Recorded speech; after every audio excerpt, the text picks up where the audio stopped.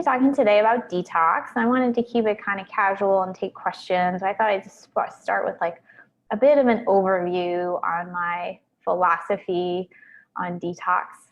So last week we talked about, I think it was last week, we talked about the MAP diet, which is sort of my acronym for microbiome friendly, anti-inflammatory, time restricted, and hydrating. Those are kind of my core diet principles, and they're also very friendly to detox. So one thing that really helps detox as far as your diet is getting a lot of fiber, as it helps your microbiome. So getting a wide variety of fruits and vegetables and other things is tolerated, like beans, maybe a little grains. It's just a really important part of detoxing.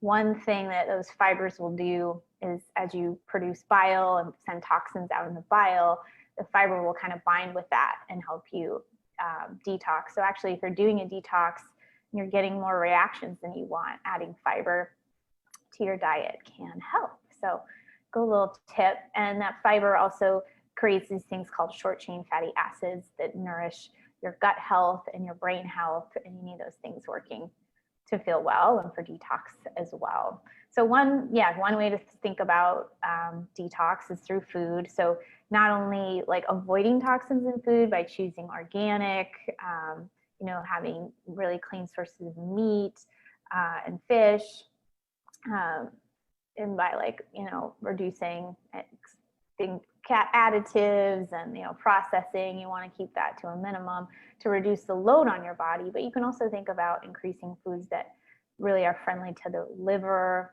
friendly to bile movement. So dandelion greens, artichokes, eggs if you tolerate those, onions, broccoli, garlic. It's a pretty long list of food. Berries are quite nice for your liver. Green tea. So things that have antioxidants and things that have certain vitamins and nutrients that the liver needs. The liver also needs protein to do its job correctly. So especially I find women sometimes skip the protein. So getting, at least 2 meals a day with like solid protein. I say that because another part of my diet is time restricted, and you may only be having 2 meals a day if you're doing kind of some time restricted eating. So making sure that you're getting protein in your meals. So that's a start with diet. And then with my clients, I also recommend that they do 1 detox activity a day. Now you certainly can do more, but I start with 1 because, if you're having a busy day or whatever, you don't want to think, oh, I have to do 10 detox things today. But if you think you're doing 1, it gets you in a habit and you may do more. So today I was really feeling like I needed to detox today. I've done a castor oil pack. I've done a coffee enema, and I've done dry brushing. My castor oil pack had some essential oils in it. I would have done a detox lemon drink, except I'm out of lemons because I'm like leaving my house tomorrow, so I don't really have any groceries. But there's other things you can do. Epsom salt baths are a really easy one. Jumping on a trampoline is another one. What are some others on my list? Let's see here. Yeah, you can do like certain things like a super sprout salad that's very detoxifying. Using a sauna is another one. So I really encourage like that detox lifestyle where every day you're doing a little something to support detox. And I actually think that's a really lovely like question to ask yourself in the morning. What's one thing I can do today to detox? And then maybe like ask another couple key questions, like what's something I could do today that would like really bring me joy? Or, what's a nourishing food I'm going to make sure I eat today? So, we can tend to be busy and not really check in with our day. But I think just asking like those 3 questions in the morning, it could be just a nice way to set up your day to have some good habits, which I know you guys already have good habits, but like we can all, we all have our little blind spots. So yeah, so let me get on to some of the questions here. I lost them again. Not that one. Okay, here we go. So Amy was asking, do we need to detox all of the organs, liver, kidney, gallbladder, colon? Am I missing any? So we also detox through the skin and the breath, actually. So just even doing like deep breathing, getting exercise increases detox. And then the skin, you know, I would say we can encourage to keep the skin healthy with things like dry brushing and Epsom salt baths and stuff, but I don't think we're usually like emphasizing the skin as a detox organ. It certainly becomes one when we use the sauna, although when we use the sauna, we're also doing it through the kidneys and the colon. So it's not all coming out in our sweat. It's also increasing this like internal combustion that makes detox happen. So do we need to detox all the organs? Yeah, in a sense we do, but do we focus on each one of them with what we're doing? Not necessarily, but it's a great question. I mean, I do think we want to give some attention to all of them. Probably one I don't do enough for, so to speak, are the kidneys, although I was just reading that because we're formulating some supplements and there are some like certain herbs and stuff good for the kidneys, but that's probably one I pay a little less attention to, and I perhaps should pay more attention to it. I pay a lot of attention for nutrition to the liver, also doing glutathione or glutathione precursors to support the liver. The gallbladder, I think, is really important to keep moving. So our product MegaGuard is one product that'll kind of encourage that gallbladder movement. Also doing bitters is great for the gallbladder. And the colon, you know, we're talking about that all the time. We talked about it with fibers. We talked about it with the microbiome last week, I think it was. So yeah, it's great to have some awareness of all the organs. And maybe I'll next time come in with some like more kidney tips in the next session, because I don't talk about that one very much.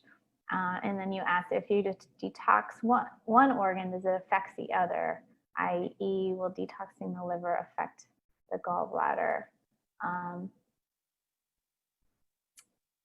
of. I mean, say you let something moving through the liver, now it's going to be coming out in the bile, so it will be kind of I mean, the gallbladder just is like a storage thing for bile, really. So the gallbladder isn't that sexy of a organ, but it's going to cause toxins to come out in the bile. If you stimulating the liver, you're probably going to also be peeing out some toxins. So yeah, they are definitely all interconnected and relying on each other. So you don't want any one like weak link there. How long and how often to detox each organ? For a month, 2 months, or more? Well, I think you should detox every day, right? And how much you detox depends on your health history and your situation. So I don't think there's a person out there who, I mean, I know there isn't a person out there who isn't exposed to toxins, and I really think every single one of us needs detox support. I'm pretty organic in when that's added in and how that's added in. So I don't have like necessarily like a hard timeline, or, one person maybe dealing with like a lot of digestive stuff, so they're focusing more on that. I have a friend of mine who has like a genetic kidney condition, so she's going to be more aware of her kidneys. So it's really kind of like, case by case. Should there be an order? Well, this is a great question, because some practitioners are really into an order. Often it's opening up the detox pathways comes first. So that's making sure you're having bowel movements, maybe using some herbs to like increase urination or treat the kidneys. Sometimes it's like a homeopathics I've seen to open up the detox pathways. Basically, you don't want to start mobilizing toxins if you can't get rid of them. So I do see that sometimes. However, I don't really have that as like a part of my protocol with clients, because my clients are really doing the work. They're already, detoxing, they're already eating right. I don't really find I need to like open up their detox pathways or whatever. But certainly if they're constipated, we're gonna continually like address that because we want things to be moving. So when you're detoxing, it's better to have a bowel movement more than once a day. So even if you're having a bowel movement every day, you may want to like use our bowel mover product and get some more movement, use the Mega Guard, taking digestive enzymes will sometimes get you having bowel movements more often. Doing a coffee enema, that could be another way to kind of have that motion, even though that's not really the point of a coffee enema, but that could kind of just help you flushing things out more often. And then for order, yeah, I really do take it case by case. There's some people who are very sensitive, so we're just, using very low dose things, doing more techniques. What else we do? Trying to go back to your question in 1 second. So yeah, I don't think it has to go step by step. Oh, I also go a lot by symptoms. So for instance, I just had a client who has mold and her symptoms are mostly neurological. So we're focusing a lot on her brain. To me, sometimes these protocols that you see online are to kind of create like a mass market system, right? But really, it's better to go case by case. If you have an autoimmune disease, should you do a more gentle detox first? I think detox should always be gentle. You should never be feeling sick all the time. You may occasionally cross that border where you have to back off, but other than that, you shouldn't be doing anything too harsh. Really, everything we are doing and selling in our store is just encouraging natural detoxification. So autoimmune disease, again, it could be someone who's very sick and very sensitive, elderly, and there could be somebody who's like, yeah, I have some antibodies, it's no big deal. So it's also just case by case.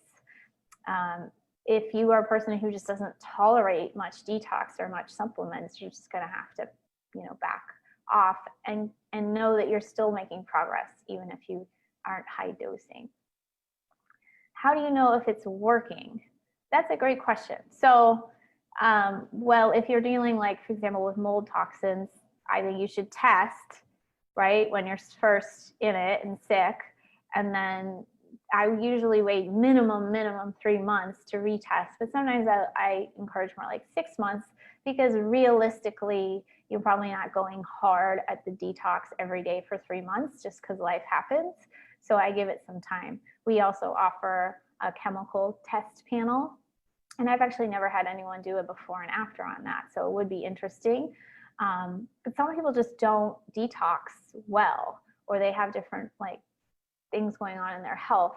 So they might continually kind of show a burden of toxins on their tests, but as long as they're moving them, it's okay. Hair mineral analysis, for example, for heavy metals, you probably want to run a few tests because you could work on some things, then they could appear worse as you push stuff out, and then hopefully it's going to get better. So testing is the only way to really know. Other than that, you can kind of look at your own symptoms, am I having more energy? Have I lost weight? Whatever it is that you're trying to achieve, you can also just go based on that. Should you do multiple detox strategies at once for the same organ, or can you get away with 1 or 2?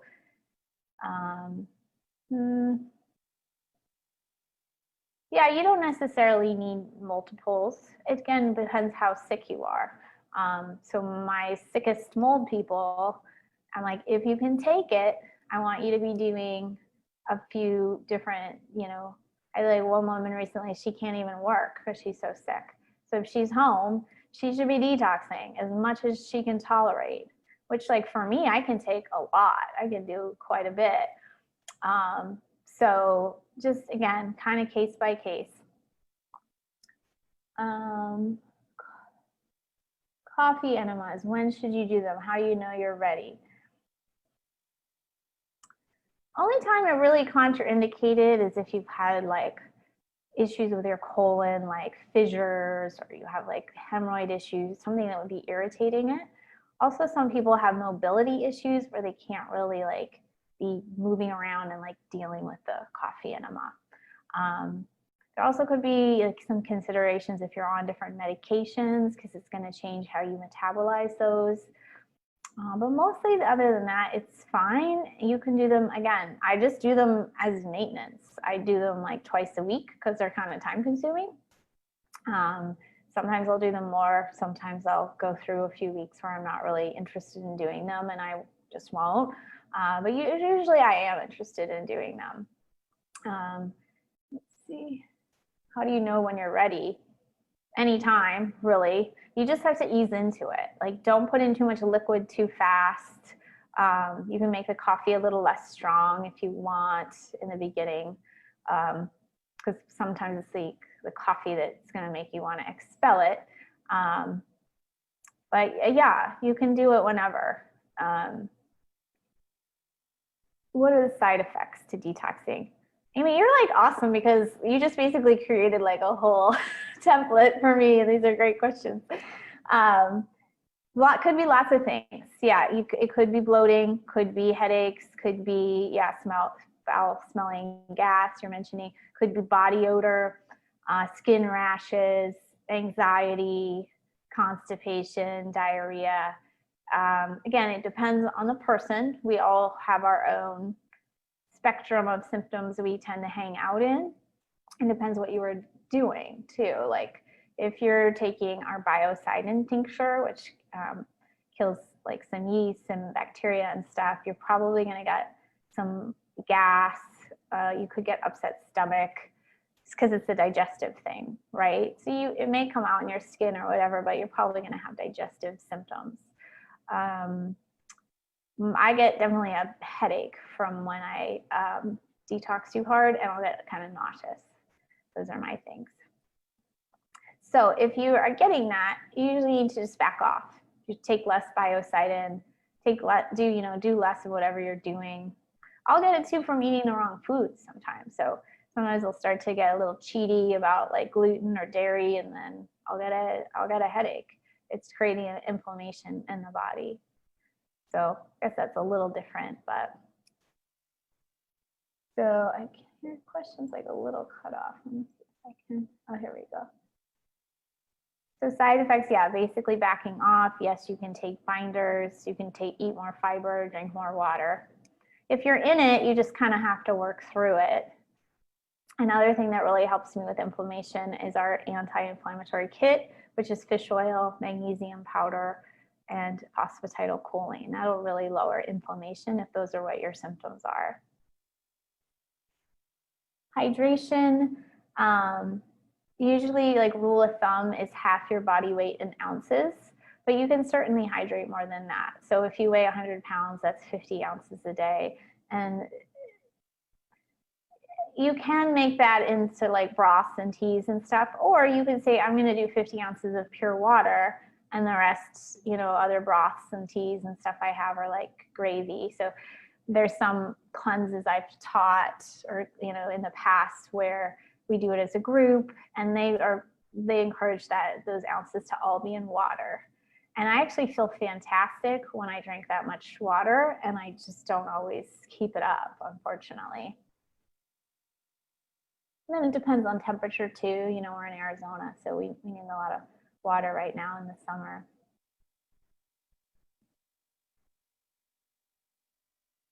Your friend is saying coffee enemas are brutal. I don't think she's doing them right if they're brutal. They shouldn't be brutal.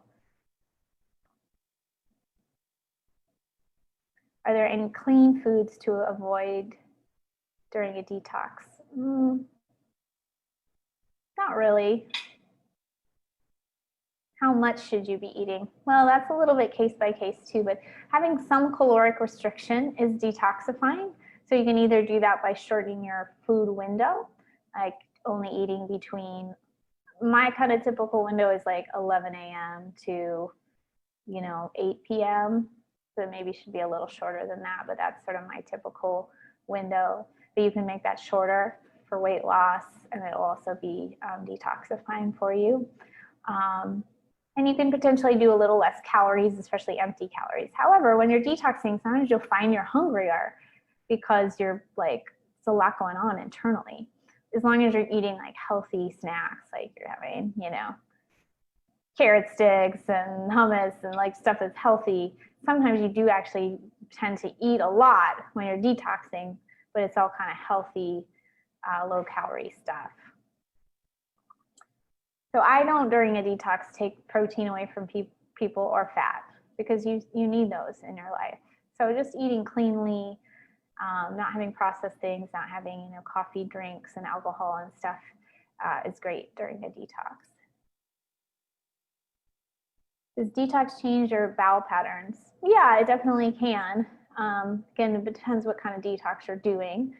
Hopefully you have more bowel movements because you want to be moving stuff. And if you're not, drink more water, do fiber, do castor oil packs, do magnesium, do what you need to do to get things moving.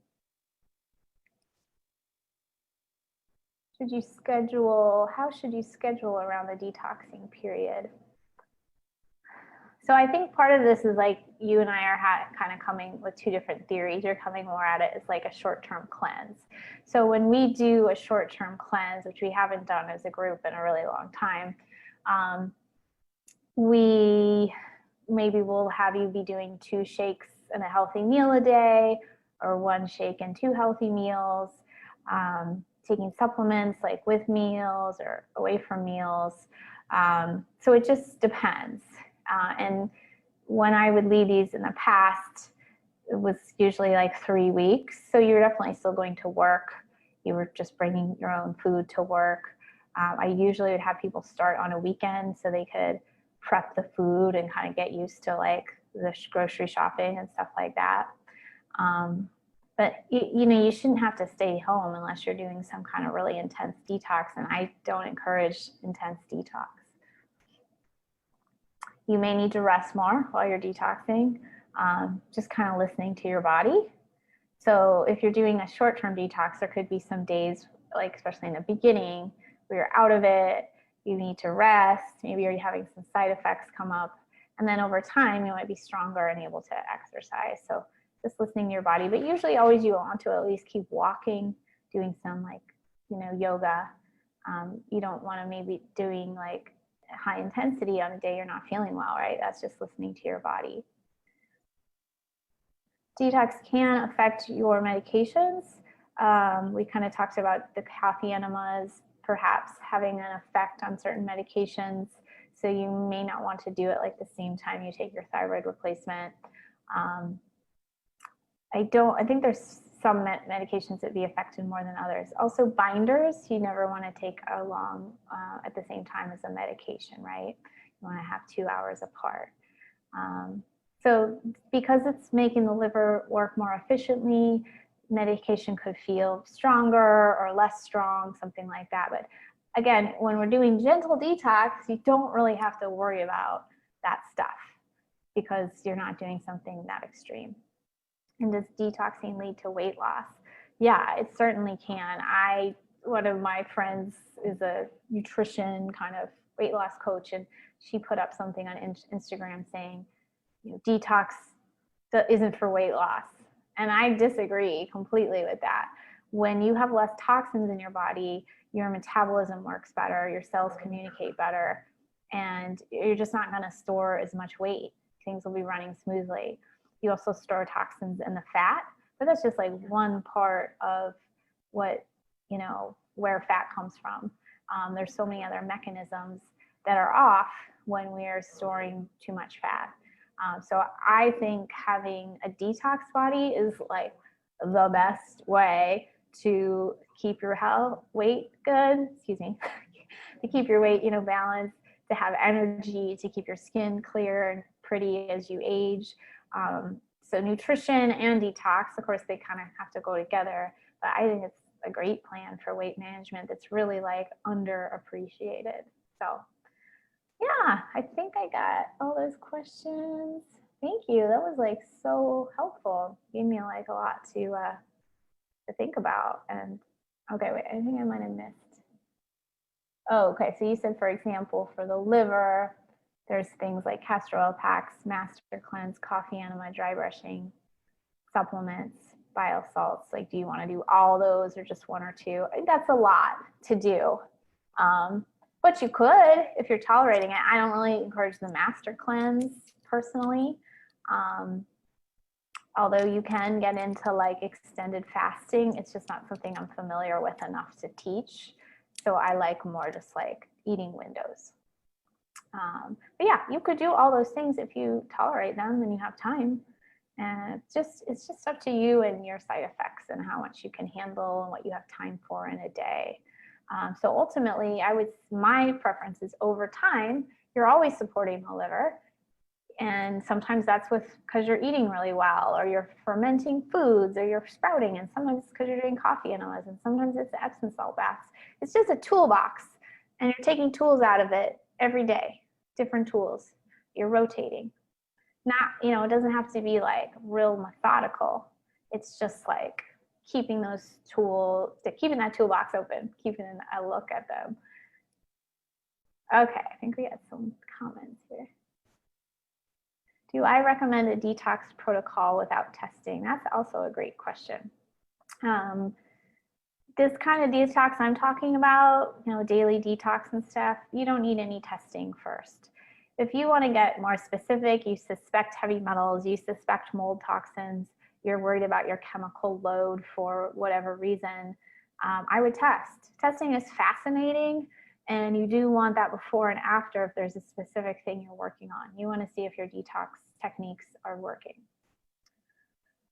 Do you recommend taking GI detox every day? Also a great question. Probably not every day forever and ever. I would kind of cycle it. So some days, like we talked about eating a lot of fiber, that's getting you some like detoxification in the day. It does have some charcoal, which can like bind with nutrients. Binders aren't as bindy as people sometimes think though. Like there's been plenty of times at night, I've already taken binders and then I'm like, oh, I want to take some melatonin now. The melatonin still works. It's not completely bound up. So that's kind of a side note. Binders aren't like necessarily that much of troublemakers, but like I probably wouldn't take GI detox every day for the rest of my life. I would just kind of like cycle it, and you can do like fulvic and humic acid drinks. You could do, vinegar drinks. Again, there's so many ways to detox. And there's even different ways to bind, like omega IgG is a binder, chlorella is a binder, pectin from eating an apple is a binder. So I would just, again, like rotate the idea of something catching those toxins on the way out. If you're doing a particular detox, like my mold clients, they sure as heck better be doing their binder every day. I want them on that. That's, hopefully a limited time thing that over time, you don't have to be as strict on. Then you get more into just maintaining like a lot of people need to maintain. Great questions. Any more questions? Amy, bring it on. I don't know what we're talking about next week, but like send me a whole list ahead of time. Both times have been really awesome. So you guys have on your membership page a form that you can fill out to send in questions if you haven't seen it. But I'm also happy to take it, just live like this. Nia says, castor oil packs are a mystery to me. How do castor oil packs work to detox? Are they toxins expelled through the skin or the bowels? Yeah, so I did an interview with Dr. Marisol, I don't know how to pronounce her name, Trujillo or something. It was fantastic. I don't remember all of her factoids about castor oil, but it's good for the microbiome.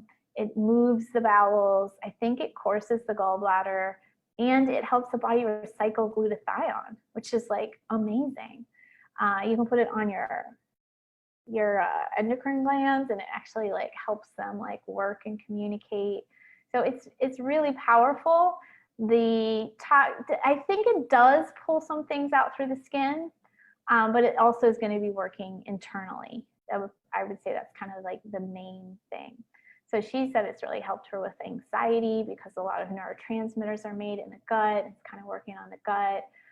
Again, I don't remember all the factoids, but it's very impressive actually what castor oil does for your body. So I'm going to put that in the chat here because that was a fantastic interview. It was, you know, probably 40 minutes or something, but I would say it was well worth it.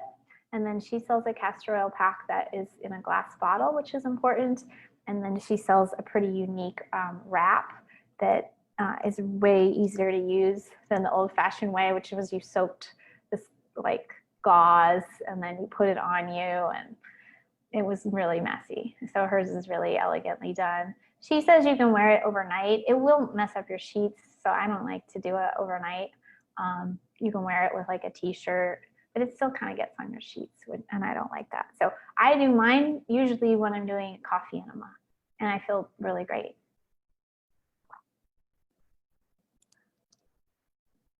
Have I done a parasite cleanse? Is that considered detox? Oh, Amy just did it. Okay.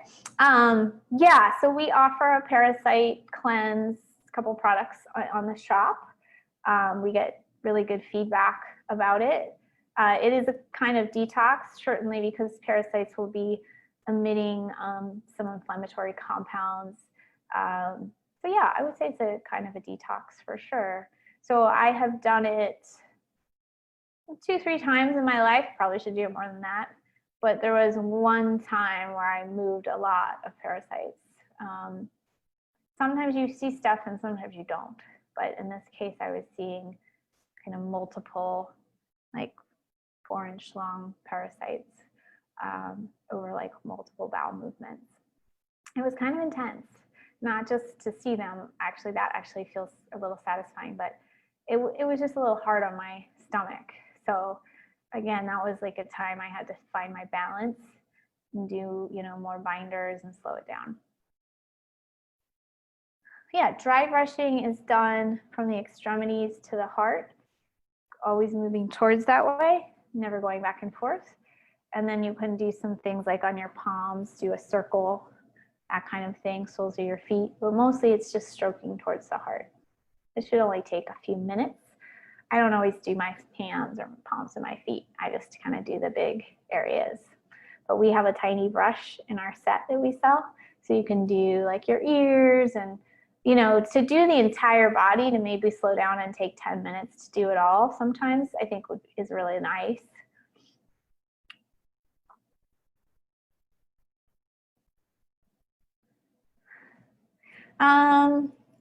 Amy's asking how much pressure with the dry brush. Well, you definitely want it brushing. You know,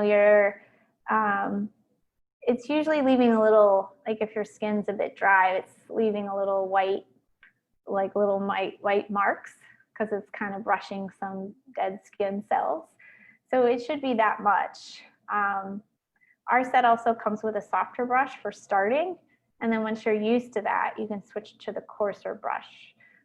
See, the amount of pressure, it's kind of hard to describe. It's kind of like brushing your hair. You know, it's like definitely wanting to like make good contact with the skin, get some circulation going. With the Castor Oil Pack, Joel, I wish I knew how to say your name. I use the most Zendocrine by doTERRA. It's like a blend, and it has like juniper, and I forget what else is in it. And then I sometimes use Digest Zen by doTERRA, which is a digestive blend. So sometimes I'll do both. Sometimes I'll just do the detox blend. The Zendocrine is basically a detox blend. But you can do all sorts of stuff on there. Like if you're feeling anxious, maybe you do lavender that day. You just don't want to, you want to be careful of your hot oils like cinnamon and lemongrass. Like don't be dumping that on your castor oil pack because it'll be too hot for you. We have a blog too on these detox essential oils. So let me pull that up for you.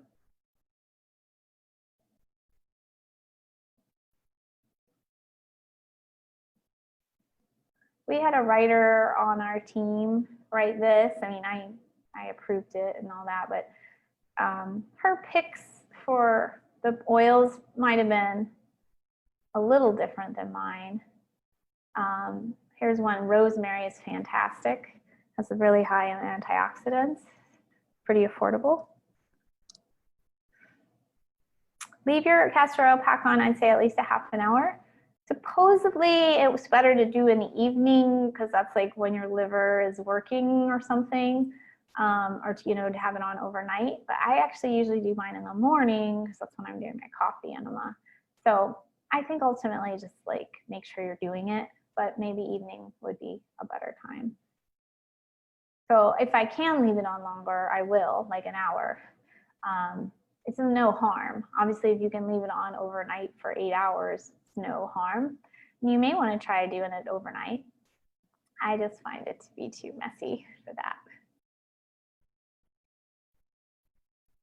Okay.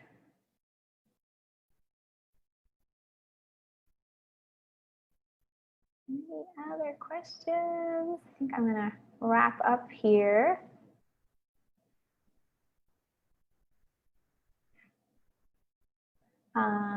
Yeah, I appreciate it. Let me see what we are talking about next week. We are talking about,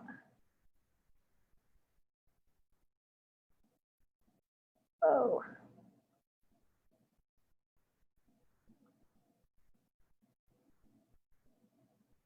sorry, my calendar is acting super weird and I don't know how to see what's going on next week.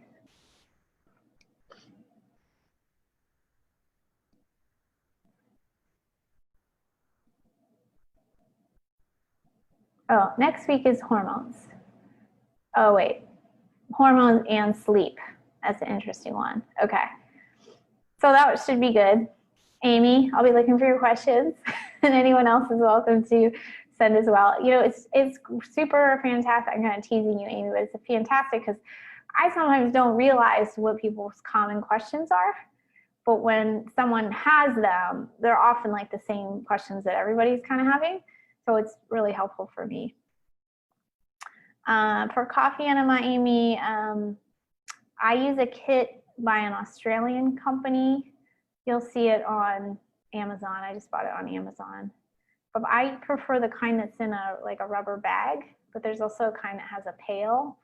I don't really get the pail thing.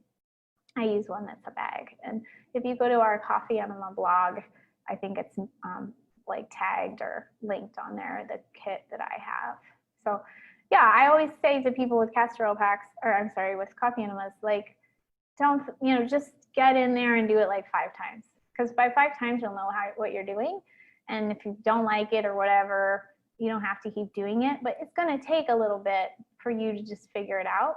So we've got an article, we've got a video. It's just like anything in life. You just buy, like trying a new recipe, right? You just buy the ingredients, you take it home, you read the recipe, do the steps, and then that's all. So I think we tend to get like nervous about it because it's so foreign in our society, but it's not that crazy. Probably the worst things that usually happen in the beginning is you put too much liquid in too quickly, which is gonna make it hard for you to hold on to it, and you're gonna wanna go to the bathroom. That's about as bad as it gets. So I'm pretty conservative, even still. I only put as much liquid as my body wants. Maybe because I'm small too, I just don't seem to I don't put like cups and cups of liquid up there. Although some people seem to put a lot. So just kind of getting used to, if you're working on strengthening your vagal nerve, you actually want to make the coffee stronger and kind of retain it, even though it's difficult because you're training yourself. But like for me, I'm not really trying for that. So I don't push the envelope. I just try to put in as much as I can so that I can hold on to it. And you're usually doing like 2 rounds of like 15 minutes. But you can also do more or do an extra round, that kind of a thing. Okay, thanks guys. I have another call soon I'm going to go get ready for, but appreciate you being on. Hope you're on next week. Appreciate you being part of our subscriber community. And I will see you in a week. Have a great rest of your day. Bye, everybody.